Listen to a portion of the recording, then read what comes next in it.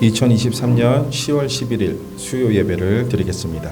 다 함께 사도신경으로 신앙 고백 드리겠습니다. 나는 전능하신 아버지 하나님 천지의 창조주를 믿습니다. 나는 그의 유일하신 아들 우리 주 예수 그리스도를 믿습니다. 그는 성령으로 잉태되어 동정녀 마리아에게서 나시고 본디오 빌라도에게 고난을 받아 십자가에 못 박혀 죽으시고 장사된 지 사흘 만에 죽은 자 가운데서 다시 살아나셨으며 하늘에 오르시어 전능하신 아버지 하나님 우편에 앉아 계시다가 거기로부터 살아있는 자와 죽은 자를 심판하러 오십니다. 나는 성령을 믿으며 거룩한 공교회와 성도의 교제와 죄를 용서받는 것과 몸의 부활과 영생을 믿습니다. 아멘. 찬송가 260장 드리겠습니다.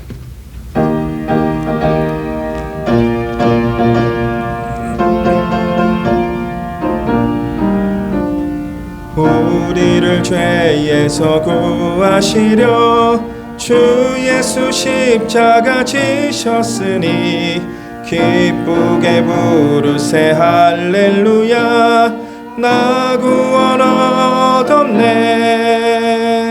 찬송하세 찬송하세 주님 나를 구하셨네. 찬송하세 찬송하세 주가 구원하셨네.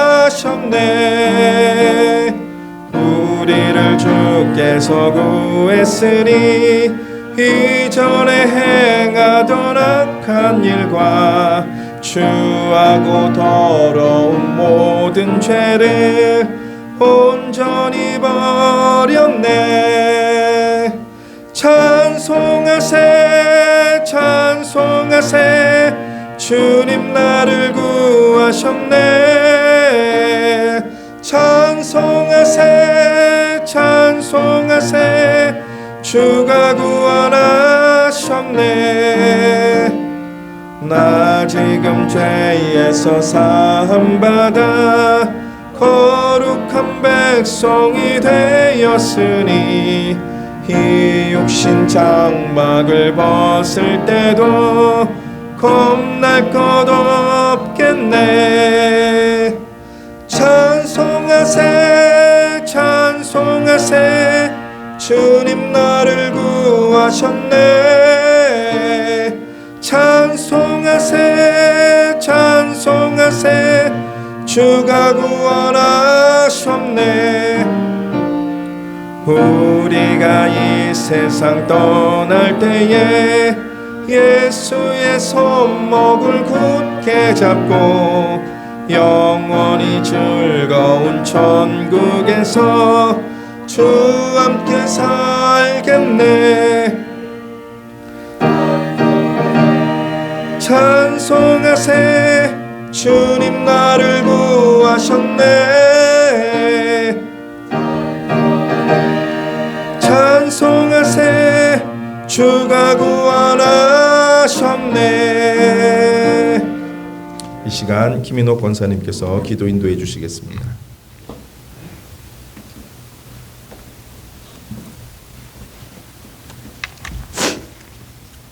기도드리시겠습니다.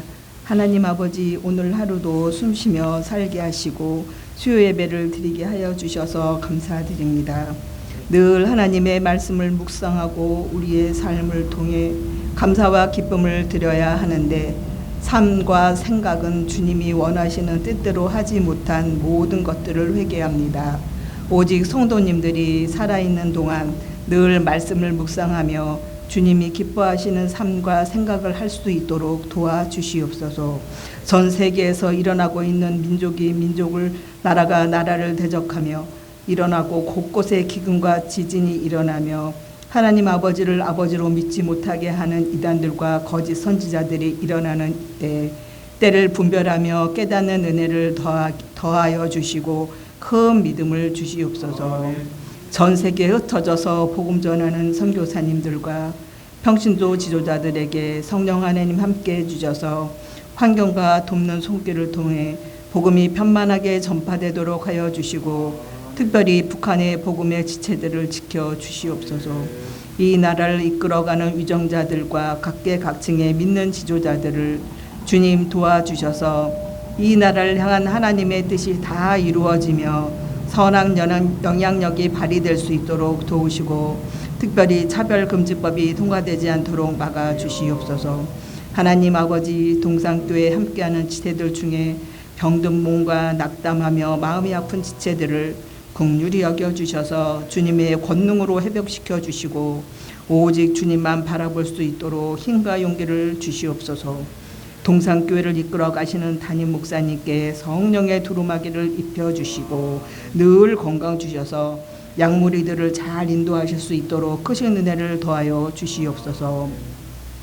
오늘 말씀 전하시는 목사님께 성령의 은혜로 채워주셔서 하나님 말씀 잘 전하게 하여 주시고 말씀 받는 성도님들이 반드시 가는 곳마다 승리의 깃발을 꽂고 하나님께서 기뻐하시는 자로 쓰여지게 하여 주시옵소서. 지금은 예배드리는 처음 시간이오니 예배를 통하여 주님 홀로 영광 받으시옵소서. 예수님의 이름으로 기도드립니다. 아멘.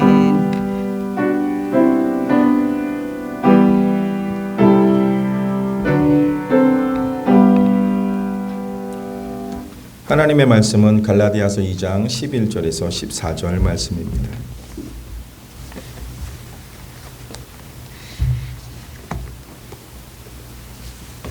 갈라디아서 2장 11절에서 14절 말씀. 다 찾으셨으면 한 절씩 교독하겠습니다. 게바가 안디옥에 이르렀을 때에 책망받을 일이 있기로 내가 그를 대면하여 책망하였노라.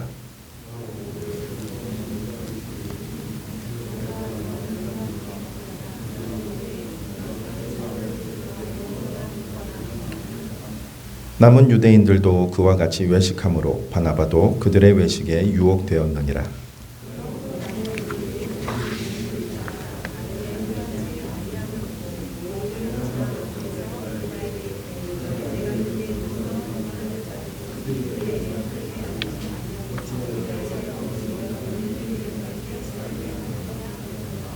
아멘. 우리는 인생을 살면서 나름대로 원리를 가지고 살아갑니다. 또 가정마다 또 각 사람마다 자신의 신념대로 또 자신의 생각대로 나름대로 원리를 가지고 살아갑니다.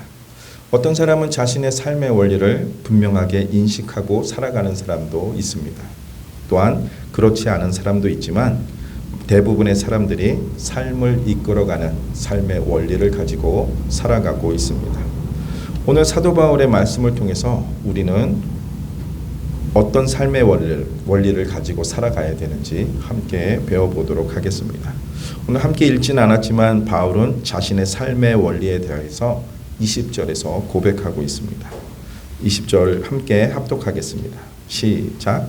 내가 그리스도와 함께 십자가에 못 박혔나니 그런즉 이제는 내가 사는 것이 아니요 오직 내 안에 그리스도께서 사시는 것이라. 이제 내가 육체 가운데 사는 것은 나를 사랑하사 나를 위하여 자기 자신을 버리신 하나님의 아들을 믿는 믿음 안에서 사는 것이라. 아멘. 사도 바울은 이 고백을 통해서 자신이 어떠한 사람인지 또한 자신이 어떠한 자세를 살아가고 있는지를 보여주고 있습니다. 자신은 죽었고 예수님은 자기 안에서 살아계신다는 고백입니다. 또한 자신의 삶의 주인이 자신이 아니라 예수 그리스도라고 고백하고 있습니다.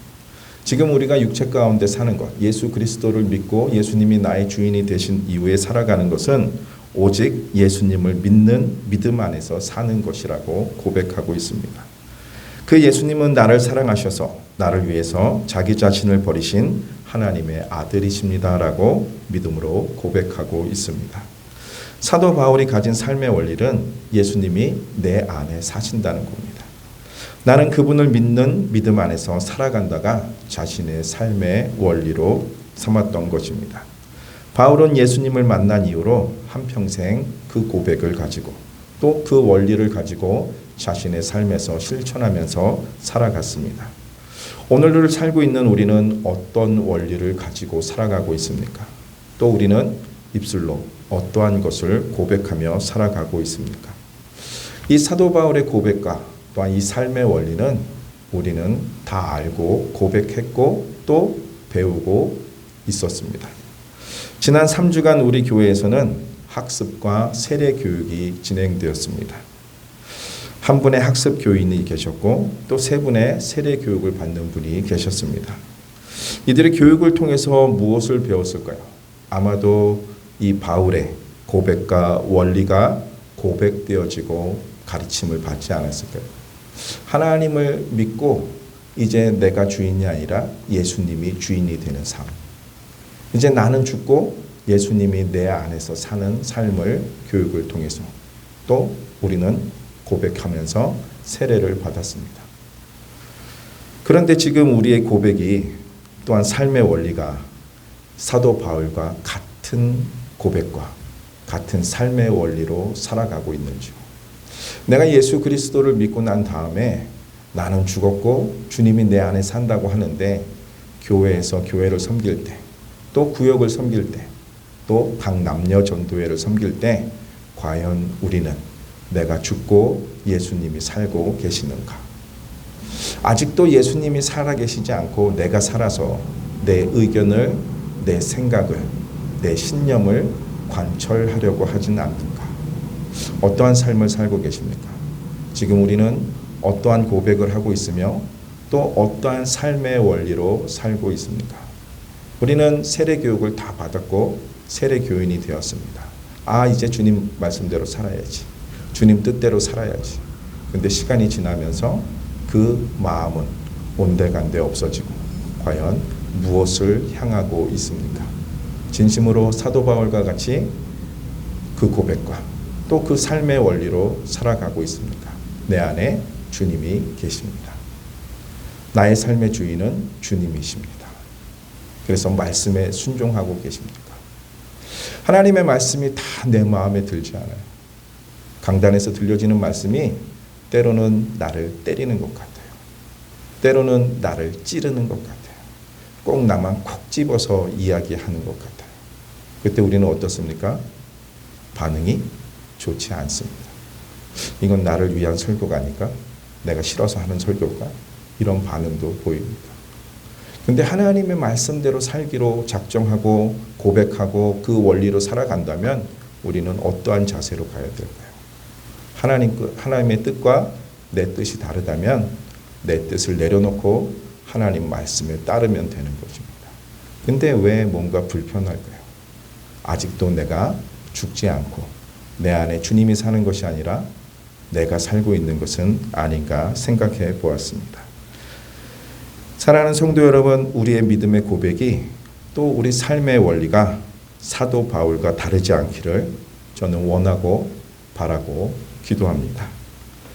사도 바울은 자신의 삶의 원리를 따라 어떻게 살았는지를 잘 보여주는 일이 오늘 본문의 내용입니다. 11절에 보면 게바가 안디옥에 이르렀을 때에 책망받을 일이 있기로 내가 그를 대면하여 책망하였노라 라고 기록하고 있습니다. 게바, 우리가 알고 있는 베드로는 안디옥에 이르렀던 때가 있었습니다. 그때는 또한 사도 바울이 제1차 전도 여행을 마친 후에 어느 날이었습니다. 그때 베드로가 책망받을 일을 했기 때문에 사도 바울은 그를 대면하여 책망했다라고 기록하고 있습니다.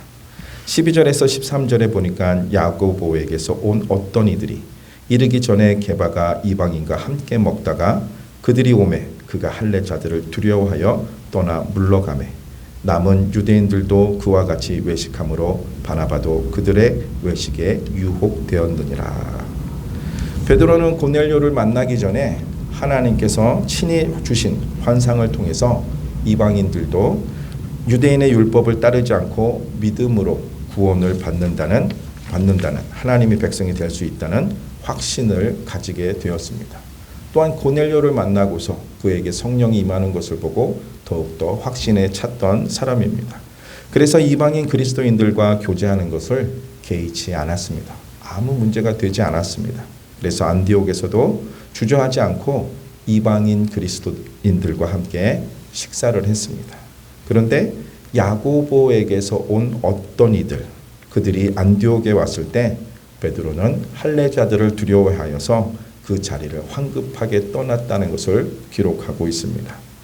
이들은 야고보가 보낸 예루살렘 교회 성도들이었는데 예루살렘 교회에는 이방인 그리스도인들도 할례를 받아야 한다고 생각하는 또한 주장하는 유대인 그리스도인들이 상당수 있었던 것 같습니다. 그 때문에 베드로는 그들의 시선을 두려워해서 그 자리를 황급하게 피한 것으로 보입니다. 당시에 교회 안에 베드로의 위치는 바울보다도 위상이 훨씬 높을 때입니다. 그럼에도 사도 바울은 베드로를 책망하는데 주저하지 않는 모습을 보였습니다. 자신보다 위상이 높았던 베드로를 책망한다는 것은 결코 쉬운 일이 아니었을 것입니다. 그럼에도 사도 바울은 게바 앞에 서서 그를 면전에서 책망하는 것을 보여주고 있습니다. 베드로의 행동은 그 자리에 함께 있던 유대인 그리스도인들에게 영향을 끼쳤기 때문에 그들 역시 외식에 넘어졌습니다. 유대인 그리스도인들이 없을 때는 이방인 그리스도인들과 아무 꺼리낌이 없다가 유대인 그리스도인들이 오면 그 자리를 피하는 외식에 넘어가는 함정에 빠졌습니다. 그들 가운데는 바나바도 포함되어 있었습니다. 당시 교회 최고의 지도자 중에 한 명인 베드로의 외식 사건은 안디옥 교회 성도들에게 매우 큰 영향을 끼칠 수밖에 없었습니다. 그래서 바울의 책망은 그냥 책망이 아니라 분노의 책망입니다. 진리를 거스린, 진리를 벗어난 일이었기 때문에, 그래서 외식하는 문제가 생겼기 때문에 사도 바울은 분노의 책망을 게바에게 한 것입니다. 14절에 보니까 그러므로 나는 그들이 복음의 진리를 따라 바르게 행하지 아니함을 보고 모든 자 앞에서 게바에게 이르되 내가 유대인으로서 이방인을 따르고 유대인답게 살지 아니하면서 어찌하여 억지로 이방인을 유대인답게 살게 하려 하느냐 하였노라 라고 말하고 있습니다. 내가 유대인으로서 이방인을 따르고 유대인답게 살지 아니하면서 어찌하여 억지로 이방인을 유대인답게 살려 하느냐 책망했습니다. 바울은 베드로가 자신이 가진 믿음과 확신에 따라 살지 않는 것으로 인해서 책망했습니다. 자신이 알고 있는 그 믿음 또 자신이 알고 있던 확신에 따라 살지 않고 외식하는 모습에 그것은 잘못된 것이라고 위상이 낮지만 그 게바에게 책망을 한 것입니다. 또한 베드로는 주님보다는 어쩌면 사람을 더 의식한 것을 문제 삼은 것입니다. 믿음보다는 율법을 또 주님보다는 사람을 더 의식했기 때문에 사도 바울을 책망한 것입니다. 그가 바른 길로 가기를 원했기 때문에 의의 분노를 한 것입니다.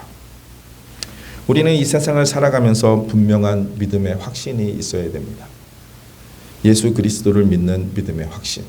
예수님이 나의 구원자라네. 그래서 내가 천국 백성이 되었다네. 예수님을 나의 구주로 모셨기 때문에 내 안에 나는 죽고 주님이 사신다는 믿음의 확신이 있어야 됩니다. 나아가 우리는 사람보다 주님을 의식하며 살아가야 합니다. 나의 주인이 주님으로 바뀌었는데 우리는 누구를 의식하며 살아가야 됩니까? 사람들이 나를 의식하는 것은 중요하지 않습니다. 근데 우리는 그것을 아주 중요하게 여깁니다. 조선시대에도 양반들은 먹을 것이 없었음에도 물을 마시고 일을 정리했다고 하지 않습니까? 체면을 중요시 여겼기 때문에. 그런데 예수 그리스도를 내 안에 모신 사람의 삶은, 그리스도가 내 안에 계신 삶을 사는 사람은 사람을 바라보는 것이 아니라 하나님을 의식해야 됩니다. 하나님 앞에 내가 정직한가? 내가 하나님 앞에 올바르게 서 있는가? 내가 하나님과 관계를 잘 맺고 있는가를 봐야 되는데 우리는 사람을 의식하면서 살아갑니다. 우리는 주님 앞에 부끄럽지 않게 또 사람들 앞에선 당당한 믿음을 보이는 우리 모두가 되어야 할 것입니다. 바울에게 책망받은 베드로는 어떠한 모습을 보였을까요? 자신보다 위상이 낮았던 바울이 자신의 면전에 와서 책망했을 때 어떤 모습을 보였을까요? 이 부분에 대해서 성경은 명확하게 기록하지 않고 있습니다. 어떠한 모습을 보였는지는 정확하게 알 수 없습니다. 그러나 우리가 유추해 볼 수는 있습니다. 첫 번째는 바울이 갈라디아에서 공개적으로 기록했다는 점을 들어서 베드로가 책망함을 잘 받아들였다고 미루어 짐작할 수 있습니다. 두 번째는 이 사건이 일어나고 한참 세월이 흐른 뒤에 베드로가 기록한 베드로후서 3장 15절에 또 우리 주의 오래 참으심이 구원이 될 줄로 여기라. 우리가 사랑하는 형제 바울도 그 받은 지혜대로 너희에게 이같이 썼고라고 기록하고 있습니다. 베드로는 사도 바울을 우리가 사랑하는 형제 바울이라고 기록하고 있습니다. 이것은 베드로가 사도 바울을 정말 사랑하고 존중하고 인정해 주었다는 것을 뜻합니다. 우리는 종종 누군가에게 책망을 받으면 어떠한가요? 누군가 나를 책망했다. 나의 잘못을 꼬집었다. 기분 좋으신 분 있으신가요? 아무도 없죠? 그 누군가 나를 책망할 때 기분 좋게 받아들이는 분은 없습니다. 또한 그 대상이 하급자이거나 또한 상대적으로 나이가 적은 사람이라면 우리는 더더욱 기분이 좋지 않을 것입니다. 이런 점에서 베드로가 보여준 모습은 주목할 모습이 아닌가 생각합니다. 이 베드로가 보여준 모습 역시 내 안에 내가 아닌 그리스도께서 사신다라는 고백하는 사람의 삶의 모습이 아닌가 생각합니다. 자신의 위치로 또한 자신의 위상으로 무시할 수도 있습니다. 그러나 그러지 않고 그 책망을 잘 받아들였습니다.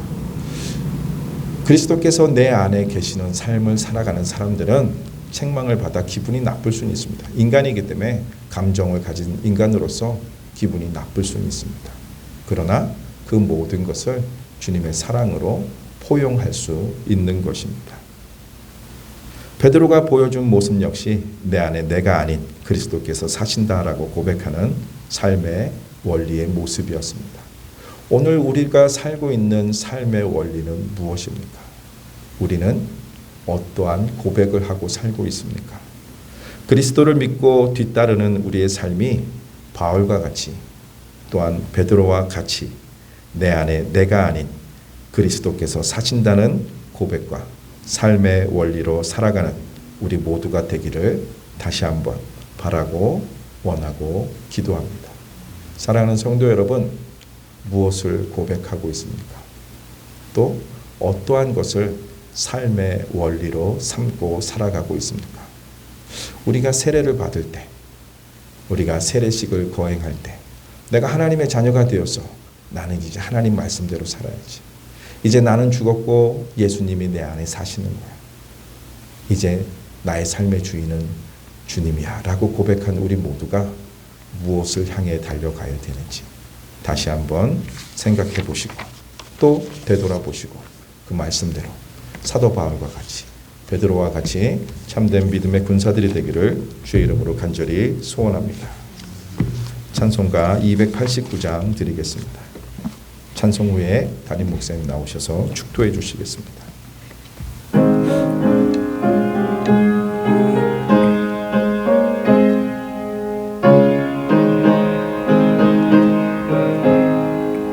주 예수 내 맘에 들어와 계신 후 변하여 새 사람 되고 내가 늘 바라던 참빛을 찾음도 주 예수 내 맘에 오심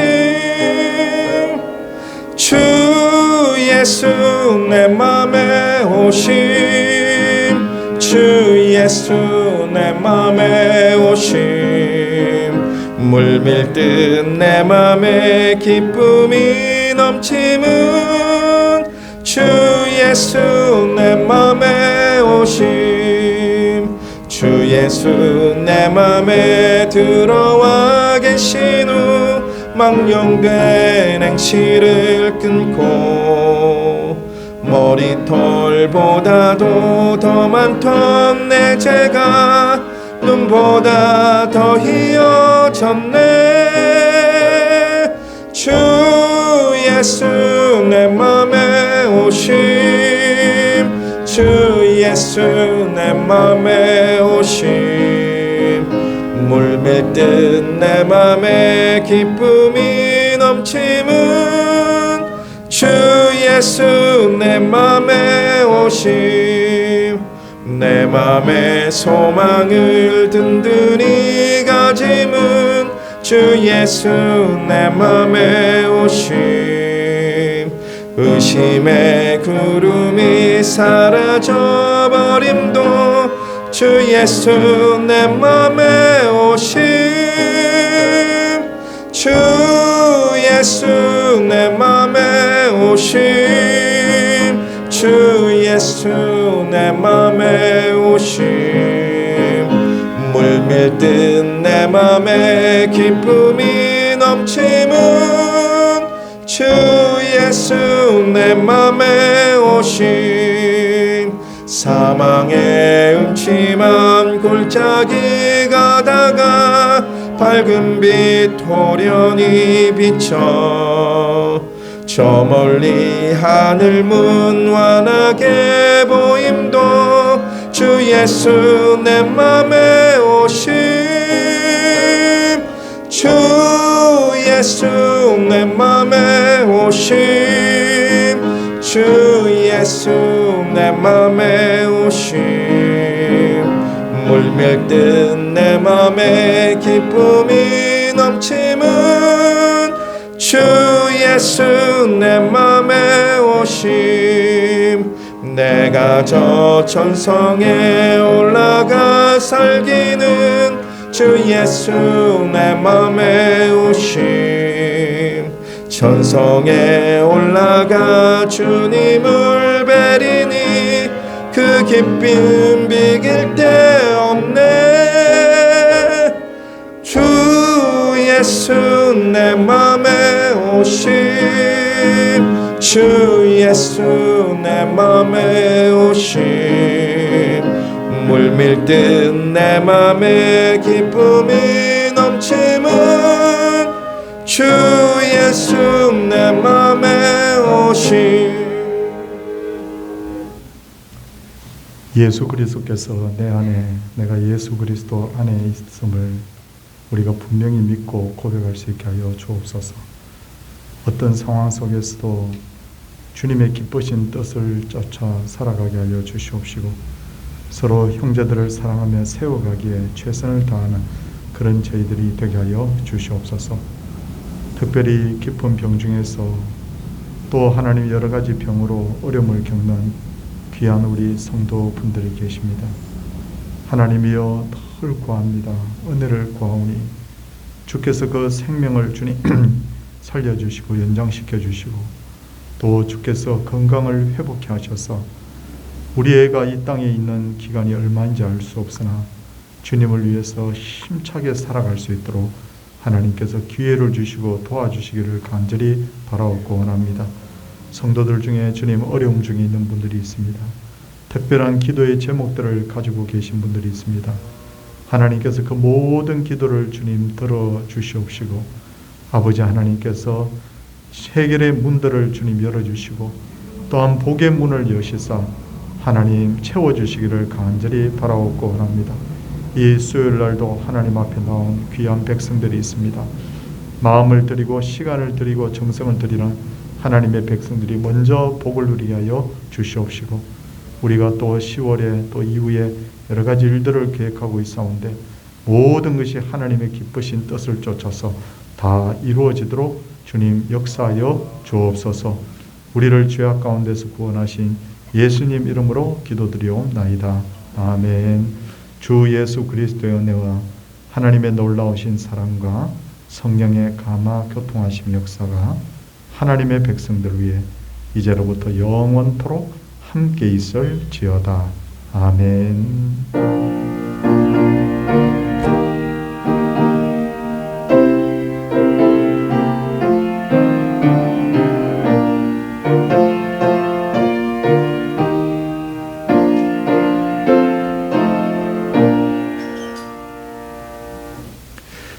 예배를 마쳤습니다. 옆에 분들과 인사하겠습니다.